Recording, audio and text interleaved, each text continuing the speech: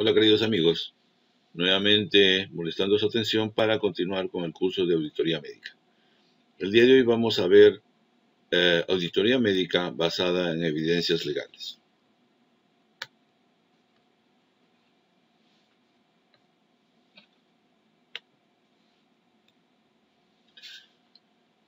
Eh, para hablar de auditoría médica tenemos que remitirnos a las preguntas clásicas. ¿Qué? ¿Cómo? ¿Quién? ¿Cuáles son las bases legales? ¿Qué documentos requerimos para el estudio? ¿Para qué vamos a estudiar? ¿Cuáles son nuestros objetivos? ¿Cuál es nuestra finalidad, alcances? ¿Cuánto cuesta? ¿Cuáles son los honorarios? ¿Y dónde se realiza? De manera que en determinadas circunstancias, por diversas razones, se realizan las auditorías médicas para determinar algunos hechos que pudieran haberse producido y pudieran ser detectados o denunciados por alguna persona interesada.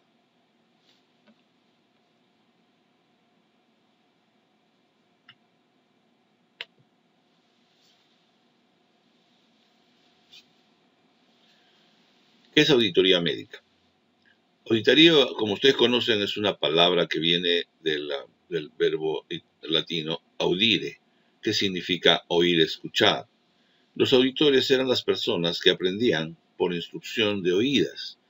En la Edad Media y los españoles nos trajeron a nuestras costas a aquellos personajes que se escuchaban judicialmente y trataban los casos, como las audiencias en una corte. De manera que los oidores eran jurisconsultos que se dedicaban a escuchar las quejas y denuncias que se realizaban.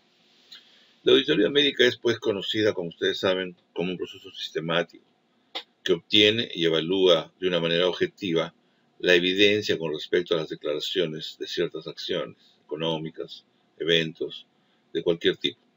Este proceso determinará el grado de correspondencia entre estas declaraciones y el criterio para comunicar los resultados a los usuarios.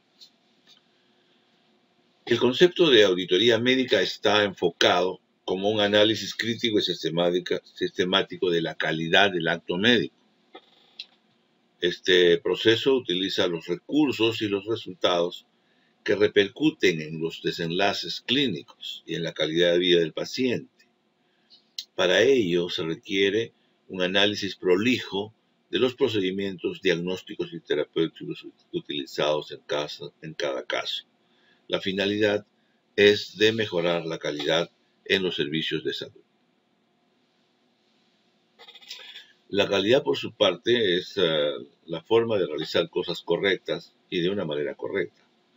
En la atención médica, la calidad de atención se refiere al conjunto de actividades que realizan los establecimientos de salud y los servicios médicos de apoyo en el proceso de atención desde el punto de vista técnico y humano, para alcanzar los efectos deseados tanto por los proveedores como por los usuarios, en términos de seguridad, eficacia, eficiencia, en el caso de los recursos, y en la satisfacción del usuario. Para analizar los principios de calidad debemos enfocarnos en una serie de hechos fundamentales que son los que constituyen la calidad, como por ejemplo la organización enfocada en los clientes, el liderazgo de las personas, el compromiso del personal respecto a algunas acciones, el enfoque relacionado con los procesos y de cómo se desarrollan, el enfoque del sistema hacia la gestión, los conceptos sobre mejora continua, el enfoque objetivo hacia la toma de decisiones y la relación beneficiosa entre y con los proveedores. Los objetivos de la auditoría médica están obviamente orientados a prestar servicios óptimos con costos razonables y con el menor número de riesgos. Eso implica que la garantía de calidad no está orientada a culpar y castigar a las personas, sino fundamentalmente a prevenir o minimizar los errores. El mejoramiento de la calidad de los servicios reconoce y detecta las deficiencias del sistema. Puede captar los errores para corregirlos, obviamente en bien del médico y del paciente. El aspecto legal relacionado con la auditoría médica previene la mala práctica médica. y observa el cumplimiento estricto de las normas legales y disposiciones sanitarias estrechamente relacionadas con la asesoría jurídica. ¿Cuáles son los objetivos de la auditoría médica? En el aspecto normativo, tenemos que a partir del análisis de los dispositivos legales, como son las normas éticas y morales, y el cumplimiento y ejecución de las mismas, orientadas a las normas que están organizadas como una secuencia de pautas y de métodos que están registrados en manuales, en reglamentos y que tienen ciertos niveles de expresión como son los estándares. Esto tipifica los actos y conductas que evaluará la auditoría médica para lograr los objetivos que se plantean. Además, debemos tener en cuenta de que dentro de los objetivos de la auditoría médica está de promover el funcionamiento y el nivel de la atención médica, tomar conocimiento de las irregularidades y evidencias para apertura de procesos administrativos, disciplinarios o penales en los actos observados, analizar las estructuras de los recursos existentes, de faltar, solicitar los recursos físicos y humanos deficitarios. Y por último, verificar el logro de los objetivos y metas programadas, reorientando las actividades con modificación de los procedimientos. También en los objetivos de la auditoría médica está el aspecto financiero o administrativo, compatibilizando una buena relación entre eficiencia, costos, calidad y seguridad en la atención brindada. También se pueden considerar otros tipos de auditorías que observen, por ejemplo, aspectos docentes y de investigación. Esto va a permitir analizar los procesos y los efectos que se producen a través de las actividades docentes.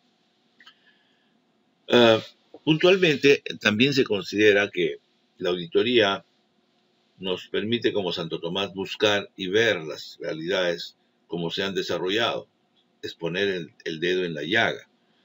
Y consiste pues precisamente en determinar la calidad de la atención de los servicios, estimar el nivel y grado de coordinación alcanzada entre ellos, programar la atención médica para mejorar los servicios, disminuir los índices de ocupación del tiempo mayor del necesario, promover las relaciones de trabajo de los médicos entre sí, con las autoridades y los pacientes, evaluar los costos de funcionamiento para mejorar las instalaciones, equipos y servicios en determinados centros asistenciales, identificar los niveles de rendimiento para corregir sus desviaciones, seleccionar casos clínicos para la actividad de investigación y enseñanza, constituirse en un instrumento de autoevaluación del profesional de la salud y, por último, evaluar los mecanismos de referencia y contrarreferencia de los pacientes entre los diferentes niveles de atención de un determinado servicio. Las bases legales son amplias, fundamentalmente basadas en la Constitución del Estado. Están la Ley 27813, que es la Ley del Sistema Nacional Coordinado y Descentralizado de Salud, la Ley General de Salud 26842 de 1997, la Ley 26757, la Ley del Ministerio de Salud, el Decreto Legislativo 599 de la Ley del Trabajo Médico. También en los últimos tiempos tiene vigencia plena el nuevo Código de Ética del Colegio Médico del Perú del año 2007, la norma de auditoría de la calidad de atención en salud del 2005, y también se considera válida la ley número 27813, conocida como la Ley del Sistema Nacional Coordinado y Descentralizado de Salud. Con estos elementos de base se pueden lograr los acercamientos necesarios para valorar las acciones realizadas en determinadas circunstancias en los centros asistenciales. Esto es dinámico y es una relación que ustedes deben considerar que es importantísimo porque ya desde los años del año 97 y de la aprobación del Reglamento General de Establecimiento del Sector Público y luego el Reglamento General de Hospitales de Salud, del Decreto Supremo que aprueba el Reglamento de Organización y Funciones del Ministerio, los textos únicos ordenados de la Ley 2786 de Transparencia y Acceso a la Información Pública, la resolución ministerial que aprueba el Sistema de Gestión de la Calidad en los hospitales peruanos.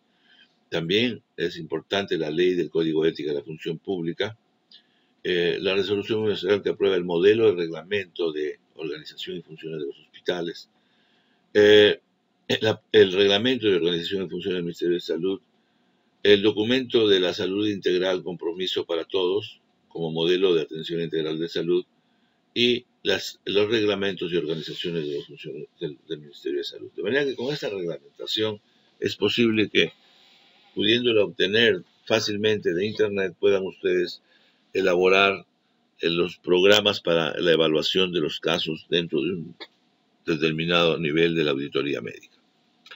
Las bases legales, pues, están bien establecidas y engloban una serie de normativas que son bueno recordar, como el Reglamento General de los Establecimientos de Salud del Subsector, el Reglamento General de los Hospitales del Sector Salud, el Reglamento de Organización y Funciones del Ministerio de Salud, el texto único ordenado de la Ley 27806, o la conocida como la Ley de Transparencia y Acceso a la Información Pública, el Sistema de Gestión de la Calidad en Salud, el modelo de reglamento de organización y funciones de los hospitales, el documento de la salud integral, compromiso de todos, la ley de bases de la carrera administrativa, la ley del Código de Ética de las Funciones Públicas y, por último, el sistema de gestión de la calidad en salud. De hecho, en nuestro país no es que sobren las leyes, pero las leyes a veces van complementando de una manera paulatina los objetivos y finalidades que se deben buscar. ¿Cómo se realiza una auditoría médica? Para realizar una auditoría médica se requiere contar con la participación integral de profesionales de las ciencias de la salud, es decir, como ustedes saben, médicos, enfermeras, técnicos, obstetrices, nutricionistas, odontólogos, químicos, farmacéuticos, en general, todas las personas relacionadas con las que se conocen como profesiones de la salud, donde todos ellos están de alguna manera comprometidos y son los que van a dar los resultados necesarios para los cambios de los procesos. ¿Qué se requiere para una óptima auditoría médica? Debe contarse primero, como hemos visto, con las normas legales y con los manuales de organización y funciones con que cuenten los centros, los manuales de trabajo de auditoría médica que ya están establecidos, contar con el acceso a las historias clínicas que se requieran para hacer las evaluaciones, el uso de protocolos, guías y estándares, y los formatos que se requieren y que se constituyen para auditar adecuadamente un determinado estudio. También hay otros documentos que se pueden solicitar que sean complementarios del caso en estudio. Igualmente, hay tipos de auditoría médica que están orientados a determinadas situaciones, como por ejemplo la auditoría de la calidad de atención. También es necesario conocer cómo se realizan las auditorías en la calidad de los registros de consulta externa, de la calidad de atención en hospitalización, de la calidad de atención en la emergencia, las auditorías de caso, que son conocidas para evaluar los casos de transgresiones éticas o legales, las auditorías de pacientes fallecidos, las auditorías de procesos, las auditorías de exámenes auxiliares y de gabinete, las auditorías de prescripción y las auditorías de estructura, procesos y resultados. Respecto a las historias clínicas, que son de obligatorio uso y de análisis por los comités de auditoría de oficio, deben registrar todas las complicaciones que se realizan durante el proceso que estudiamos, el número de reingresos, el número de los pacientes hospitalizados por más de 20 días, todos aquellos pacientes que presenten complicaciones postoperatorias, los pacientes reoperados, las complicaciones anestésicas que se produzcan en determinado número de días o de tiempo, las operaciones cesarias primarias que se practiquen en la institución y las historias clínicas que presenten quejas de los usuarios por escrito. De manera que la auditoría médica aplicada en un centro asistencial ocupa una amplia gama de posibilidades que son fundamentalmente importantes de auditar. ¿Cuáles son los hallazgos? Son los hallazgos que se pueden deducir de las historias clínicas, sobre todo analizando cuando las historias clínicas no son lo suficientemente adecuadas.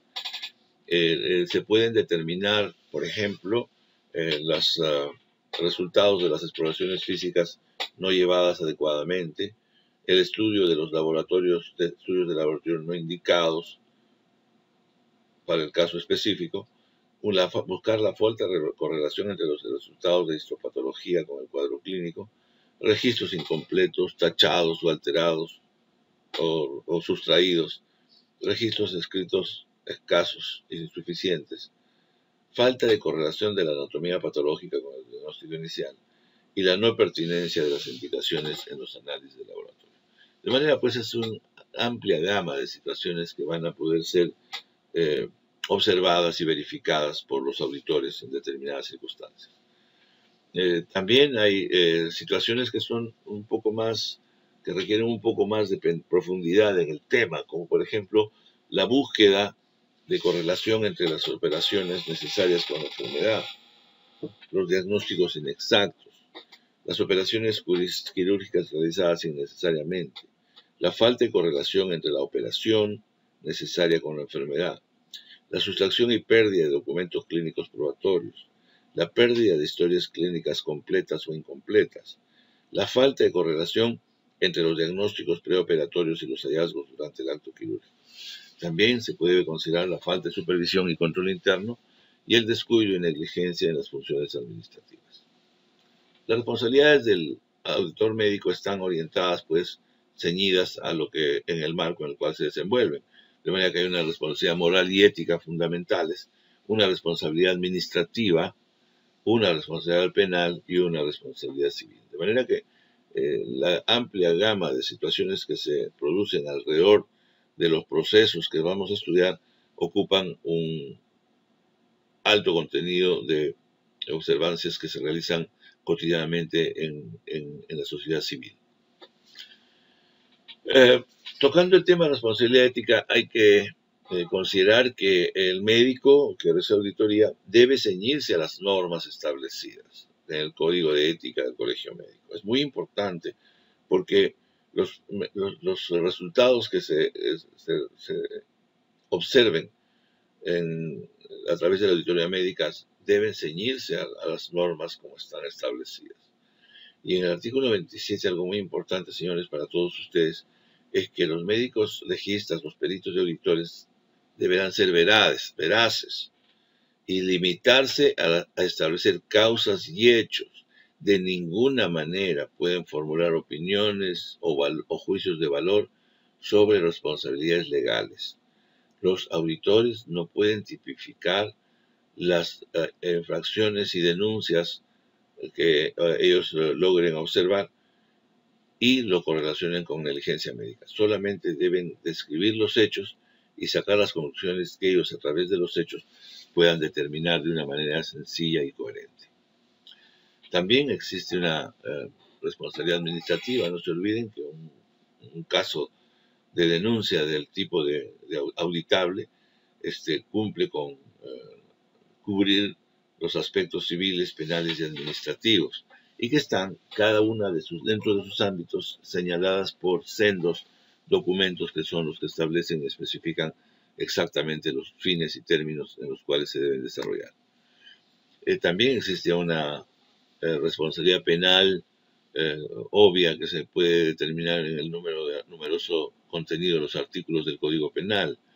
Por ejemplo, el uso indebido de los archivos computarizados, la violación del secreto profesional, el cambio, obstrucción, ocultamiento de documentos adrede, falsificación de documentos, falsidad ideológica, es decir, no ser veraces en sus afirmaciones, omisión de consignar derechos en las declaraciones en los documentos, supresión y destrucción, ocultamiento de documentos. Y por último, situaciones que están vinculadas al ejercicio ilegal de la medicina. ¿Cuáles son los alcances del informe de auditoría médica? Primero, constituyen la piedra fundamental en la educación médica continua, en los aspectos fundamentalmente preventivos. Se aplican para los miembros que trabajen en un determinado departamento el conocimiento administrativo institucional.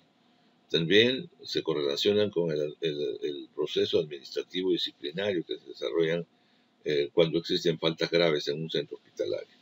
Igualmente debe considerar las perspectivas éticas para hacer la denuncia correspondiente, las perspectivas de calidad en la atención y las responsabilidades legales. De manera que el informe de auditoría médica tiene una enorme cobertura que es importante que sea desarrollada y tomada en cuenta para lograr los aspectos puntuales que se requieran en su desarrollo. De manera que esto es algo que verdaderamente es importante, que ustedes deben conocer y tomar en cuenta para aplicarlo en el momento determinado. Vamos a ver una auditoría. ¿A qué nos referimos cuando hablamos de auditorías en presuntas negligencias médicas? Como ustedes saben, y es común y conocido, que en las organizaciones asistenciales existen altos riesgos de la presencia de infracciones éticas compatibles con situaciones, por ejemplo, relacionadas con, entre otras, con las negligencias y malas prácticas. De manera que es muy importante que seamos conocedores amplios de estos temas, de manera que podamos, de alguna manera, tener las condiciones necesarias para hacer las evaluaciones correspondientes en determinadas circunstancias. De hecho, entonces, es importante que el médico auditor esté compenetrado con este tipo de situaciones. Por ello es que en los casos de presunta negligencia médica hay que evaluar las situaciones para determinar en qué consisten, quiénes son los que han cometido y cuáles son las circunstancias relacionadas con el tema. Por ejemplo, se puede hacer las preguntas en relación con cirugías vencidas, se puede determinar la inobservancia de la parte técnica, se puede analizar cómo es que el médico que programó la cirugía, el cirujano que realizó la cirugía, el anestesiólogo y la evaluación previa que se requiere, y incluyendo al anestesiólogo que dio la anestesia. Un ejemplo de un caso patético es el que les vamos a referir. Se trata de una paciente de 49 años remitida a un servicio de cabeza y cuello de un hospital público. Esta tumoración fue detectada y catalogada como una a descartar neoplasia maligna. Una biopsia con aguja negativa a células neoplásicas y la tiroglobulina estaba en límites superiores normales. El cirujano propone y decide realizar una tiroidectomía y biopsia por congelación. La paciente no se presenta en la primera oportunidad y la segunda, la paciente de alguna manera es compelida a la cirugía con un diagnóstico de descartar de cáncer. Al año, el resultado de la anatomía patológica muestra tratarse de un caso de tiroiditis de Hashimoto o un bocio coloide. 5 años después, la paciente hace una denuncia aquejada de un cuadro de hipoparatiroidismo achacado a la ablación de las hormonas paratiroideas durante la cirugía. Los estudios que se realizan en la evaluación son aquellos relacionados con la biopsia, que como ustedes ven es negativa a células neoplásicas malignas, y las ecografías muestran una tiroides hipocaptadora compatible con hipofunción. No se detectan nódulos fríos y se sugiere una captación de tecnecio de 99 con un valor de 1.5. De manera que en este caso lo que se había logrado era determinar la presencia de una tiroides hipocaptadora y con la presencia de sin la detección de nódulos fríos. Con este diagnóstico, el médico cirujano realizó la cirugía. Los resultados del examen anatomopatológico luego de la cirugía correspondían a una tiroiditis de Hashimoto, asociada a un bozo coloide. De hecho, entonces es un caso que debemos estudiar porque cuenta con las características necesarias que los pacientes y usuarios desean. Es una denuncia que se realiza por vía ética, civil y penal contra el médico por haber producido una iatrogenia al haber producido un hipoparatiroidismo relacionado con la ablación de la glándula tiroides. Cuando se hacen las evaluaciones y revisamos la historia clínica, encontramos que en la página de consentimiento informado, que es un documento que para empezar carece del nombre de la paciente. De hecho, aparentemente revisamos la historia y encontramos que el médico había omitido poner. Si bien es cierto, estaban algunos datos biográficos, estaba también la firma de la paciente. No existía, como ustedes pueden observar, el caso en el caso, por ejemplo, de la firma del médico. Y la información que eh, obra en el documento, en la transcripción a, a máquina, muestra que dice, pues efectivamente, consiento que se me administre sangre y derivados. Dos, que se me ha explicado que durante el curso de la intervención pueden presentarse condiciones previstas. Tercero, considero que se me administre de anestesia general. Cuarto, asimismo, declaro y conozco el trabajo de los médicos cirujanos, de acuerdo a la ley del trabajo médico y el código de ética del colegio médico. Declaro que es una actividad riesgosa y como tal, si se produjese un daño a consecuencia del caso fortuito o imprudencia del paciente o familiares, los médicos se eximen de responsabilidad administrativa, civil o penal. Finalmente declaro, dice el consentimiento, a través de la paciente, finalmente declaro que al acudir a este centro asistencial, consiento todo y cada una de las partes enunciadas en forma totalmente voluntaria, depositando mi confianza en el trabajo profesional y buena fe de los médicos de este hospital. De manera que esta es una declaración, pues, de asentimiento aceptable, pero que no tiene la información que establece la norma. La norma específicamente sobre este tema implica la naturaleza de la enfermedad, los riesgos y beneficios, el hecho de no querer operarse y la aceptación o no del procedimiento. De manera que con este consentimiento informado, eh, consideramos de que el médico ha infringido las normas relacionadas con el tema. Los estudios pues muestran a los 5 años de realizada esta cirugía resultados verdaderamente heterogéneos. Hay una hipoparatiroidismo bioquímico y radiológico que muestra pues que había una correlación con la falla de este órgano eliminado.